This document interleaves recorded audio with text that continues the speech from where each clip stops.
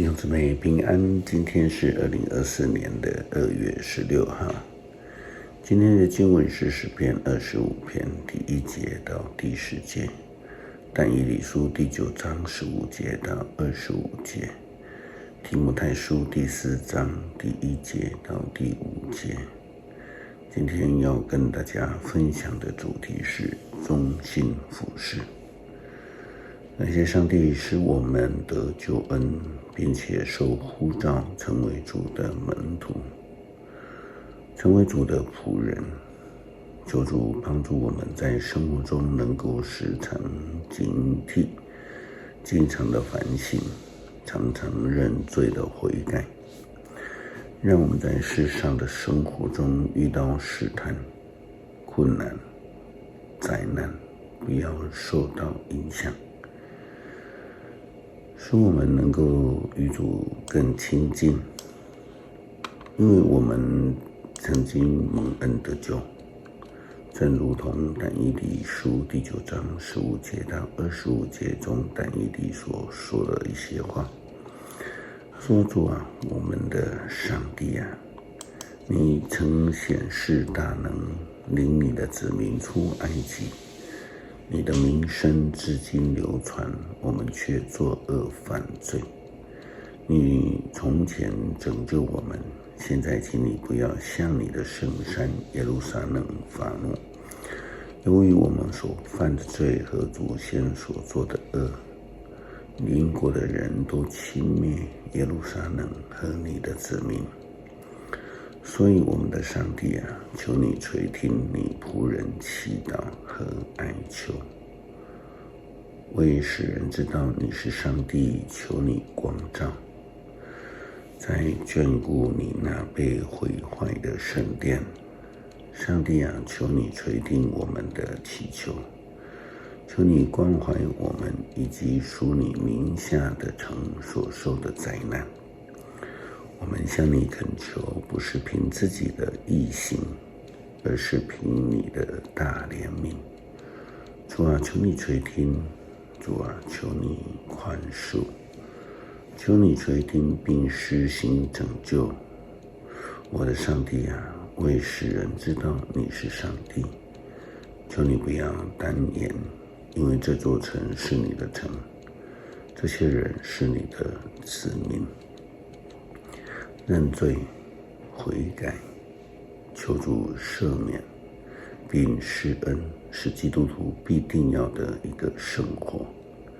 这是上帝所喜悦的。因此上帝也要赐给人们赦罪的恩典。但以理继续这样的提到，他讲到加百列先知来解释异象。我继续祷告，承认我和同胞以色列的罪，并且为上帝的圣山向上主我的上帝恳求。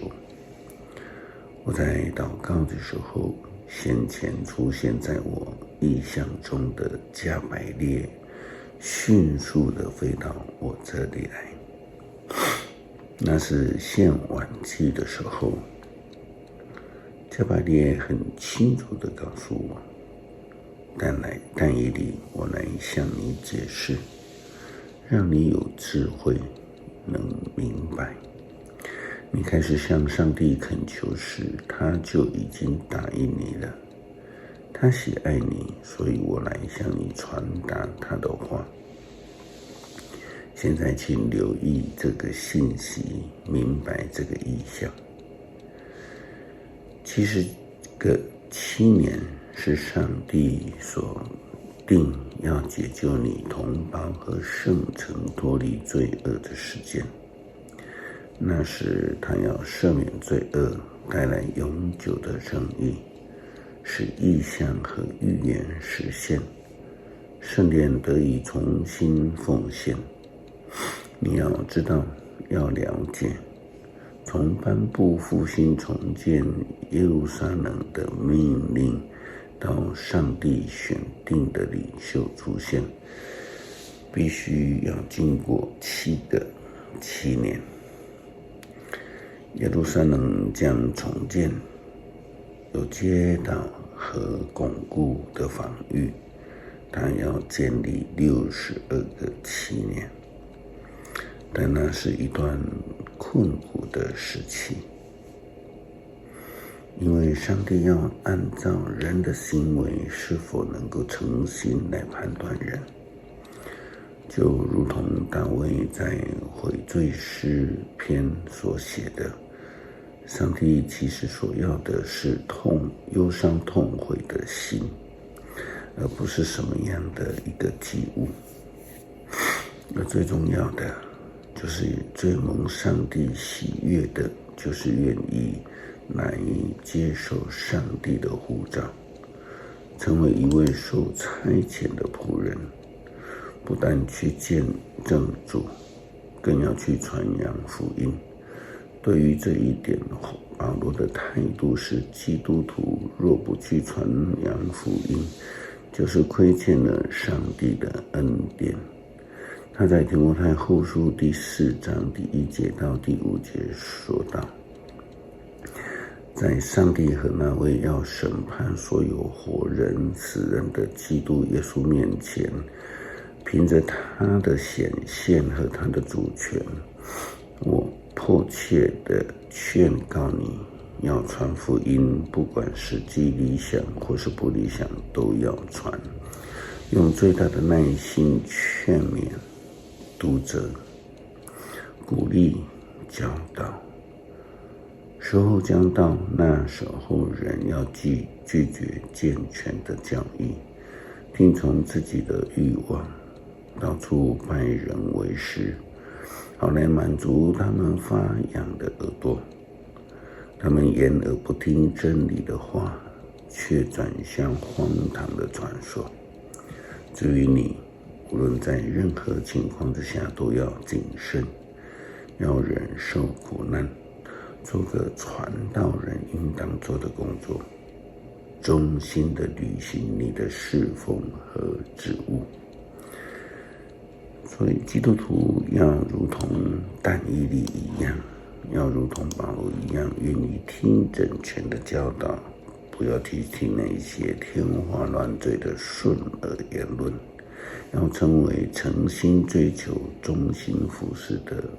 主的仆人。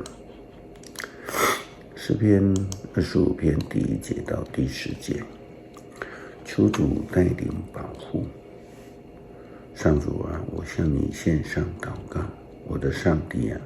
我只信靠你，求你使我不致失败蒙羞，不让仇敌向我夸胜。信靠你的人不至于失败，失败的是那一些无辜背叛你的人。上主啊，求你将你的道路指示我，把你的途径教导我，求你引导我走在你的真道上，因为你是拯救我的上帝。我日夜仰望你，上主啊，求你记得你的仁慈，记得远古以来你所显示那不变的爱。求主你饶恕我幼年所犯的罪过。上主啊，求你因你的恩惠和不变的爱顾念我。上主至善公义，他指示罪人该走的路，他引领谦卑的人走正路，把自己的旨意教导他们。他用信实和不变的爱带领所有遵守他的约和他命令的人。恳求上帝赦免我们软弱与不足，以及不够热心，赦免我们离开你的道路。求主帮助我们时刻的反省，努力的成为福音的使者。谢谢祷告，奉主耶稣基督圣名求，阿们。